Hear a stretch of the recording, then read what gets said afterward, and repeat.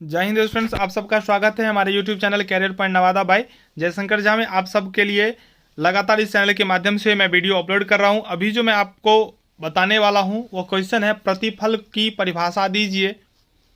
प्रतिफल के बिना सभी ठहराव व्यर्थ होते हैं, इस नियम के यदि कोई अपवाद है तो दीजिए।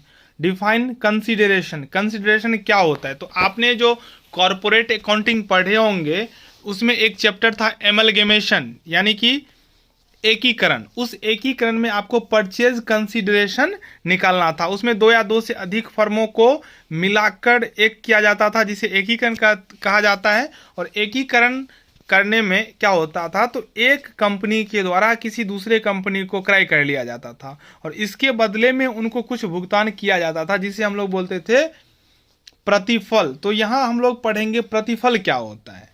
प्रतिफल के बिना सभी ठहराव व्यर्थ होते हैं। ये ट्रू है, ये ट्रू स्टेटमेंट है, ये समझ लीजिए। अगर आपको एग्जाम में पूछे तो आपको सत्य लिखना है। प्रतिफल के बिना सभी ठहराव व्यर्थ होते हैं, लेकिन इसका कुछ अपवाद है। वो अपवाद क्या है वो आपको बताना है, ठीक है। अपवाद चाहे अभी पार्ट 2 की बात करें या आपको कहीं भी अपवाद को याद रखना है, क्योंकि क्वेश्चन जो कोई पूछता है तो अपवाद से ही पूछता है, क्योंकि उन्हें पता है जो लोग और चीज़ को तो याद रखेगा, अपवाद को छोड़ देता है, लेकिन आपको अपवाद ही ध्यान रखना है। तो इस चैनल के माध्यम से एक एक महत्वपूर्ण बातों की जानकारी आपको मिलता रहेगा, चाहे वो पार्ट 2 का हो चाहे पार्ट 3 का हो। तो आपको इस चैनल को सब्सक्राइब कर लेना है, वीडियो को अपने फ्रेंड्स के साथ अधिक से अधिक शेयर कर देना है। और आप लोगों को एक ज़रूरी सूचना दे दूं, कल से आप लोगों के लिए मैं लाइव क्लास भी करने जा रहा हूँ। क्लास लाइव होगा जिसमें आप लोग जुड़ेंगे और वहाँ आप अपना प्रॉब्लम शेयर करेंगे और ऑन स्पॉट आपका सॉल्यूशन होगा, ठीक है। चलिए, तो अब इस क्वेश्चन को हम लोग देख लेते हैं।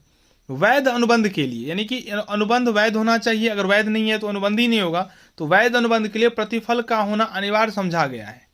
प्रतिफल इस तथ्य का प्रमाण है कि दो पक्षकारों के बीच निश्चित आशय के लिए समझौता हुआ है। प्रतिफल, अगर मैं एक एग्जाम्पल के थ्रू आपको समझाता हूँ, मुझे साइकिल बेचना है, ठीक है, और आपको साइकिल लेना है। तो आपको कितना में साइकिल लेना है या मुझे कितना में साइकिल बेचना है, उसका एक दाम, एक मूल्य तय होगा। मान लीजिए 3,000 रुपया, तो मैंने उस साइकिल का दाम 3,000 रुपया रखा।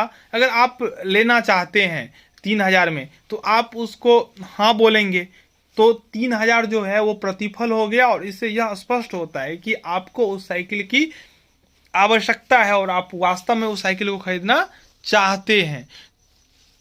समझौता द्वेषपूर्ण भावना अथवा जल्दबाजी में नहीं किया गया है। प्रतिफल रखने का यही मतलब होता है। जो आपने किसी निश्चित आशय के लिए समझौता किया है, समझौता सौहार्दपूर्ण हुआ है, उसमें कोई द्वेषता नहीं है और जल्दबाजी में नहीं किया गया है। निष्पादनीय अनुबंधों के प्रतिफल के आधार पर ही अनुबंधों को राजनियम द्वारा प्रवर्तनीय कराया जा सकता है। अनुबंध जो राजनियम द्वारा प्रवर्तनीय नहीं होता है वो अवैध होता है, जो राजनियम द्वारा प्रवर्तनीय होता है वैध होता है। ये आप सबको कल ही बता दिए थे, ठीक है। तो एक एक करके 10 इंपॉर्टेंट क्वेश्चन अपलोड होगा, तो आपको चैनल को सब्सक्राइब करके जुड़ जाना है बस। तो चलिए, अतः अनुबंध में न्यायोचित प्रतिफल तथा उद्देश्य होना अत्यंत आवश्यक है। प्रतिफल के अभाव में अनुबंध जो है बाजी का अनुबंध समझा जाता है। ये एक ट्रू और फॉल्स यहां से हो गया। जो अनुबंध के प्रतिफल के अभाव में अनुबंध बाजी के अनुबंध समझे जाते हैं, सत्य हो जाएगा, ठीक है, और ये व्यर्थ होते हैं। प्रतिफल एवं उद्देश्य एक अनुबंध में दो पक्षकारों के दृष्टिकोण से एक ही विषय के दो पहलू है। एक अनुबंध में एक ही विषय वस्तु, एक पक्षकार के लिए उद्देश्य होता है तो दूसरे पक्षकार के लिए प्रतिफल होता है। जैसे एक उदाहरण अब यहाँ पे देख लीजिए। ब को 50 रुपया में अपनी पुस्तक बेचने का अनुबंध करता है।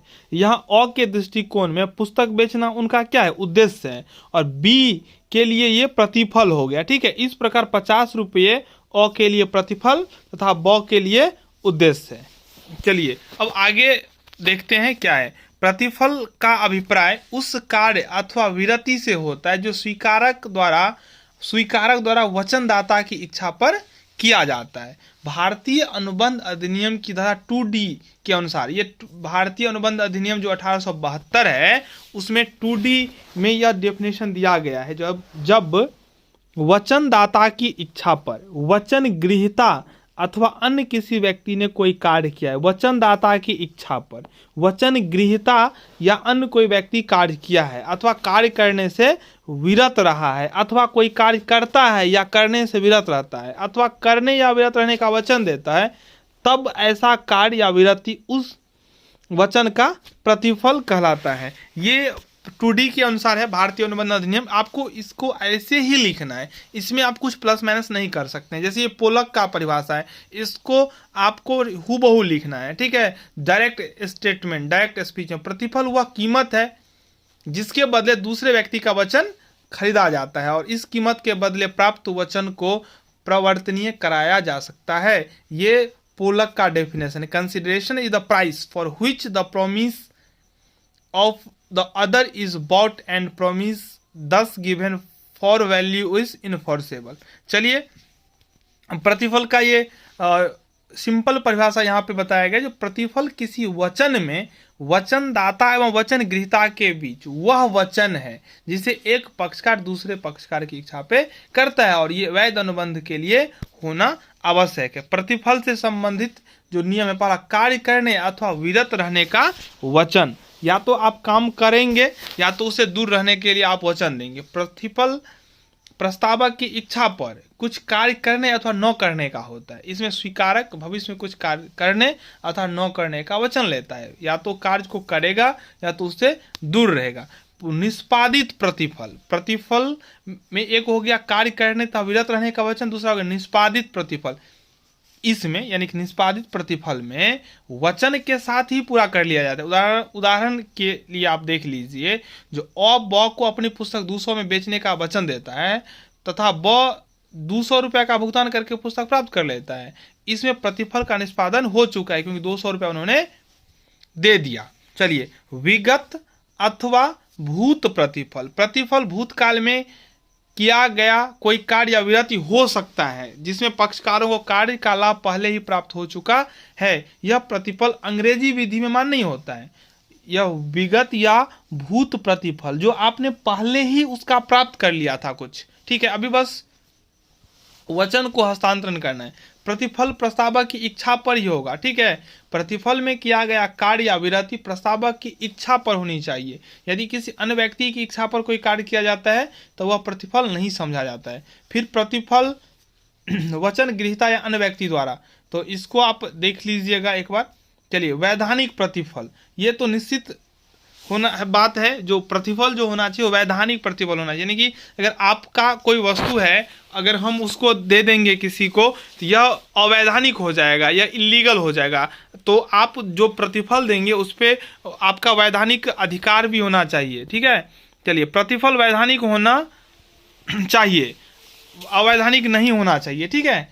उसको न्यायालय द्वारा प्रवर्तित नहीं किया जा सकता, ऐसा नहीं होना चाहिए, ठीक है। उदाहरण था कपटपूर्ण उद्देश्य, अन्य व्यक्तियों को शारीरिक क्षति पहुंचाने के लिए या लोक नीति के विरुद्ध अथवा अनैतिक कार्य करने के लिए नहीं होना चाहिए।